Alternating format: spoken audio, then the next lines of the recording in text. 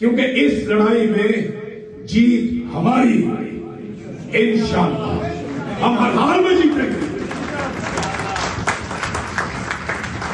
हम मुकाबला करेंगे, हम हमेशा मुकाबला करेंगे, हार नहीं मानेंगे, इनके साथ लड़ते रहे। कभी हम कम होंगे, कभी हम ज्यादा होंगे, लेकिन हम इनसे लड़ेंगे, हम मर जाएंगे, हार नहीं मानेंगे। इंशाअल्लाह हो सकता है कि हम इस लड़ाई में जीत को देखें, लेकिन मुमकिन कि इस लड़ाई में हमारी आने वाली नस्ल जीत को देखे।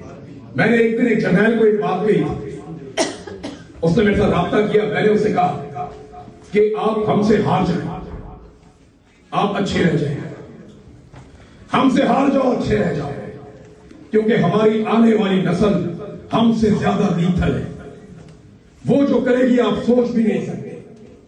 हमारे अंदर तो फिर भी हमारी परवरिश में कुछ थोड़ा बहुत लचक, बहुत सारी ऐसी चीजें हमारी परवरिश का हिस्सा रही जो अब हमारी आने वाली नस्ल में नहीं है। तो मेरा इस माफिया को मशवरा है कि हमसे हार जाओ, कुछ इज्जत रह जाए। अगर कहीं हमारी औलाद तुम्हारे गले पड़ गई ना, तो वो इज्जत भी उतारेगी और सत्यानाश भी कर देगी।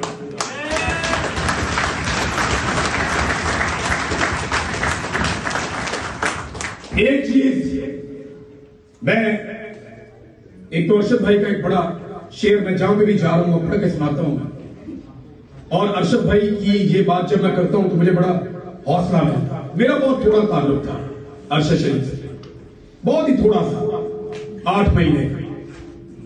ये कई सालों का ताल्लुक, लंबा दहाइयों तक ताल्लुक रहा, तो वो तकलीफ हम में से कोई महसूस नहीं कर सकता जो साबिर साहब के साथ महसूस कर सकते हैं, जो अरशद शरीफ साहब की जो टीम जो उनके साथ थी वो महसूस कर सकते हैं। उनकी फैमिली, उनके बच्चे, उनकी अहलिया, उनकी वालदा इंसाफ ढूंढते ढूंढते दुनिया से चली गई।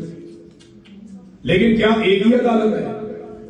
इस अदालत के जज ये सोचें कि तुमने एक मां को इंसाफ नहीं दिया और वो पहुंच गई बड़ी अदालत में, अब भुगतो, अब भुगतो, क्योंकि अब तुम उसे इंसाफ नहीं दे सकते।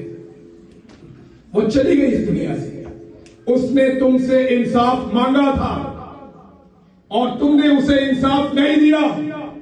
मैं गवाही दूंगा